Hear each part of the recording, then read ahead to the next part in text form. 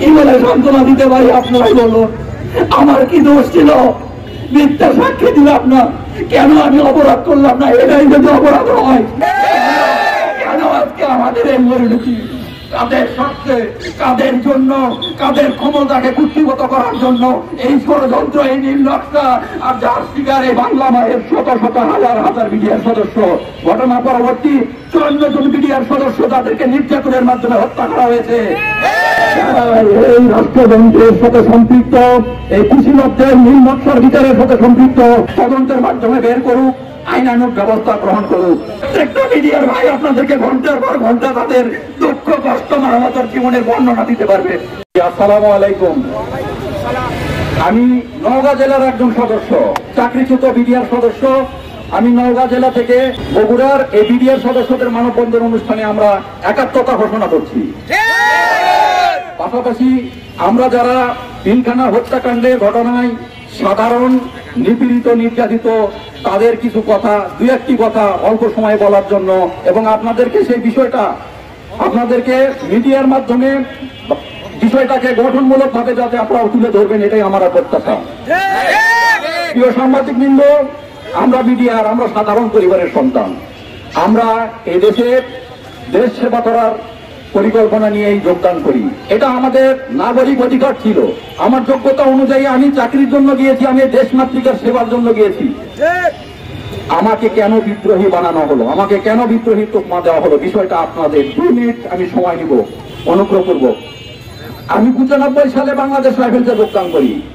চট্টগ্রামে প্রশিক্ষণ করতে গিয়েছি। আপনাদের বগুড়ার সোনাতলার বর্তমানে কারারুদ্ধ বিএডি হাফিজ সাহেব আমার ইন্সপেক্টর। আমি তাকে সেখানে দেখেছি। আমি নওগাঁর সন্তান, সে বগুড়ার সন্তান। বিষয়টা এইরকম, তাকে দেখার পরে আর আমি কোনোদিন দেখি নাই। আমি 14 বছর চাকরি করেছি। পিলখানা ঘটনায় আমার পিলখানায় অবস্থান ছিল। হাফিজ সাহেব সেখানে পদোন্নতি লাভের আশায় এসেছিল। আমি ঘটনার দিনে কিংবা অদ্যাবধি আমি তাকে আর কোনোদিন দেখি নাই। আমাকে ঘটনা পরবর্তী, এটা যে প্রহসনের বিচার, এটা যে ষড়যন্ত্রের বিচার, তার একটা দৃষ্টান্ত আমি দিচ্ছি। আমাকে ঘটনা পরবর্তী তার ছবি দেখানো হয়, এছাড়া আরো কয়েকজনের ছবি দেখানো হয়। এই ছবিগুলোকে তুমি চিনো কিনা? আমি বলছি যে এর মধ্যে বগুড়ার এই ভদ্রলোক হাফিজ সাহেব, উনি আমার প্রশিক্ষক ছিলেন। আমি ওনার আন্ডারে প্রশিক্ষণ করেছি, আমি ওনাকে চিনি। হ্যাঁ, তুমি এই ভদ্রলোকের নামে সাক্ষী দেওয়া, এনে নিদ্রোহ এখানে দরবার হলে নেতৃত্ব দিয়েছে, এই করেছে। আমি বললাম যে ওনাকে তো আমি দেখিনি নাই ঘটনার দিনে। আমি যদি ওনার কোন ধরনের খারাপ কর্মকাণ্ড না দেখে থাকি, তাহলে আমাকে জোর করে চাপিয়ে তার বিরুদ্ধে সাক্ষী দিয়ে আমাকে সাক্ষী বানানোর যে প্রয়াস। আপনাদের কাছে অনুরোধ, মিডিয়ার কাছে অনুরোধ, যারা সরকারে আছেন, দায়িত্বশীল ব্যক্তি আছেন, আমি 15 বছরে আমরা কিন্তু এই স্পেস পাই নাই। আমার এই মুখের ভাষাটা, আমার অনুভূতির কথাটা কিন্তু আপনাদেরকে জানাতে পারি নাই। আজকে আমি তার সাক্ষী হই নাই। তখন যারা বিচারিক কার্যে ছিল, যারা ইউনিটের দায়িত্বরত ছিল, তারা বলেছেন তুমি সাক্ষী দিলে না, তোমার ভাইয়েরাই তোমার নামে সাক্ষী দিবে, তুমি জেলে যাবে। আমি বললাম আলহামদুলিল্লাহ, আমি কবুল করলাম। মহান আল্লাহ পাককে সাক্ষী রেখে আমি পিলখানায় বিন্দুমাত্র অপরাধ করি নাই এবং কারো বিরুদ্ধে মিথ্যা সাক্ষ্য দিয়ে কোনো পরিবারকে আমি ধ্বংস করবো না, ইনশাল্লাহ। প্রিয় সাথী ভাইয়েরা, আমরা যারা আছি আপনাদের এই কাতারে, আমরা এই দেশের সন্তান, আমরা আপনাদেরই ভাই, আপনাদেরই সন্তান। আমাদের এমন কোন রাজকীয় চলাফেরা ছিল না, আমাদের কোনো দাবি দেওয়াও এরকম ছিল না। আমরা মাসে যে বেতন পেতাম, ছোট্ট পরিবারটাকে নিয়ে সামনের দিকে এগোতে যাইতাম। এটা কি আমাদের অপরাধ ছিল? তাহলে কেন নির্দোষ বিডিআর থেকে? আমার কথা, আমার সকল ভাইদের প্রতি আবেদন, যারা অপরাধ করেছে, যারা এই ঘটনার কুশীলব, তাদেরকে আইনের আওতায় পুনর্তদন্তের মাধ্যমে নিয়ে আসতে হবে। নির্দোষ যারা, তাদেরকে চাকরিতে পুনর্বহাল করতে হবে। হাফিজ সাহেবের বিরুদ্ধে আমি সাক্ষ্য দেই নাই।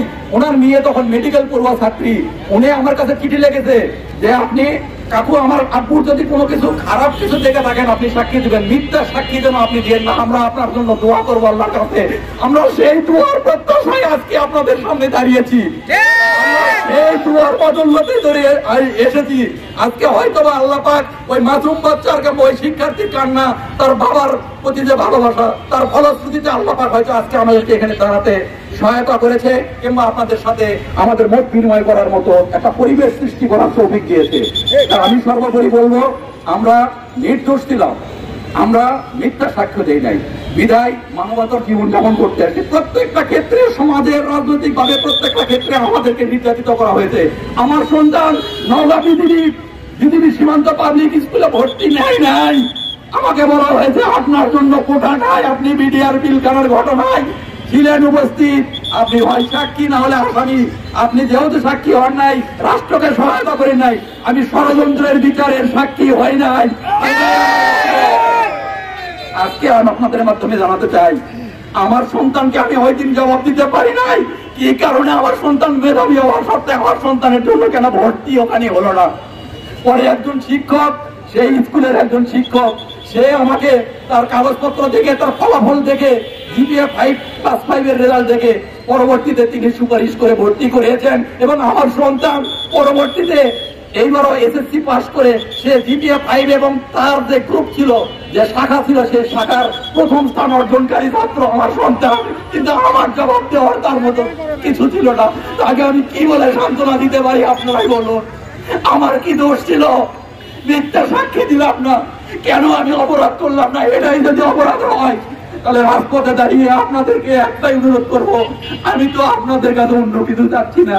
যারা রাষ্ট্রের দায়িত্বে আছেন তারা একটু দেখুন, আমরা কোনো অসহযোগ কিংবা অপ্রীতিকর ঘটনার সাথে জড়িত নয়। আমরা দীর্ঘ 15 বছর যাবৎ এখন একজন মিডিয়ার সদস্য কোন ধরনের রাষ্ট্রদ্রোহী কাজের সাথে আমরা জড়িত নয়। কেন আজকে আমাদের এই পরিণতি? কাদের স্বার্থে, কাদের জন্য, কাদের ক্ষমতাকে কুক্ষিগত করার জন্য এই ষড়যন্ত্র, এই নির্লজ্জতা?